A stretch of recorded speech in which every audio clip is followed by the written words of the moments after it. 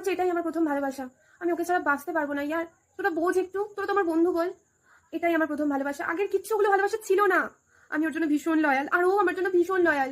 তুই জানিস না, ওকে ছাড়া আমি বাঁচতে পারবো না। এটাই আমার শেষ ভালোবাসা। আমার মনে হয় না আমি নতুন করে আবার অন্য কাউকে ভালোবাসতে পারবো বলে।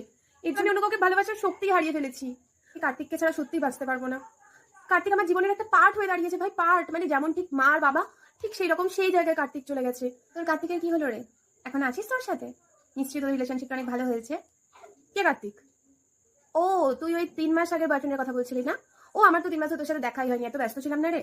আসলে ততদিনে আমার রোহিত আর ওই তো আকাশ, রোহিত আর মৃন্ময় তিনজন হয়ে গেছে। আর এখন আছে হচ্ছে কি যেন নামটা, তোরা বল না একটু, আসলে গুলিয়ে ফেলি জানিস তো।